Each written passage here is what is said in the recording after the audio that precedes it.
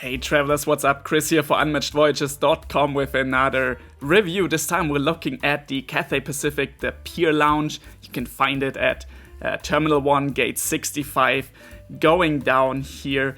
And of course, it being a Cathay Pacific lounge, it's a One World lounge. So if you come with a Cathay business class or first class ticket, or if you have One World Sapphire or Emerald status, you can check out the lounge. And I definitely recommend you do that because I can't wait to show you around. There's a lot to talk about. Super quick, we just released our latest Marriott and Hyatt point reports. In over 30 pages each, we detail where to get the best value for your points and where to find the cheapest properties globally and for all markets and brands. So if you want to use your loyalty points like a boss, head over to unmatchedvoyages.com/shop and find out.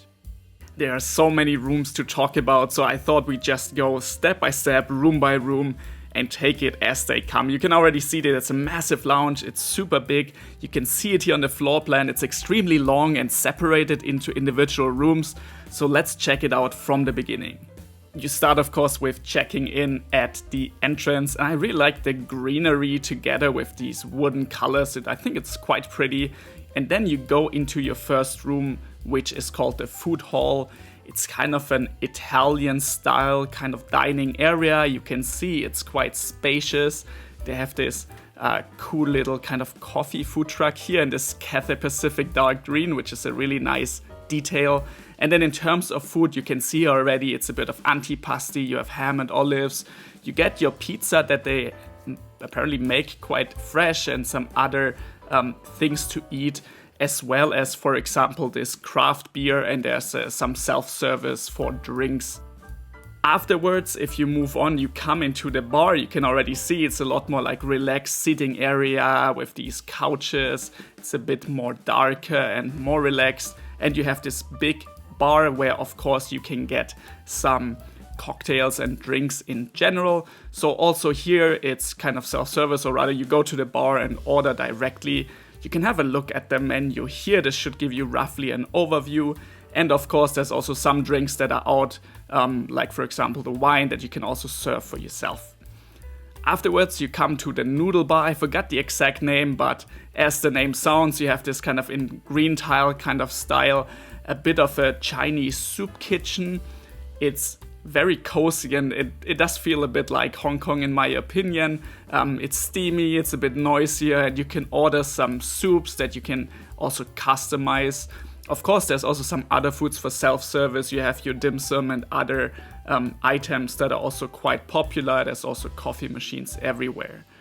I have to say the food was really quite good. It comes in small portions, so you can try a lot of different things, and it's really fun to kind of find what they have in the different rooms.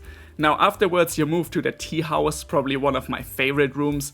It's very dark and gloomy in a way, but extremely moody and kind of nice atmosphere. You also have these dark green tones. You have some really nice lighting, and then with the tiles. And as the name already suggests, the focus here is on tea.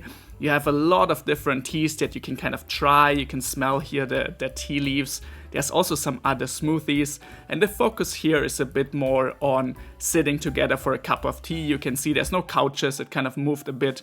And of course, fitting for the tea, you also get some smaller snacks, including the Portuguese egg tarts that are very famous, especially in Macau. If we come back to the bar, then you can see on the left side already, it kind of opens up to another area here where you can see the Cathay Pacific airplane.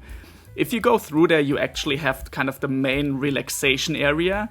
This is one big room which is rather focused on just relaxing. You have these big windows so you can see outside. We were there during the evening, but it should be really bright during the day. I love it. You can watch the planes go by, and you of course have, for example, your power plugs. Now I wish those were universal power plugs, but at least you get USB A and C, which is quite good. You have those at almost every seat, and you can bring some of the snacks from the other room and just have it here.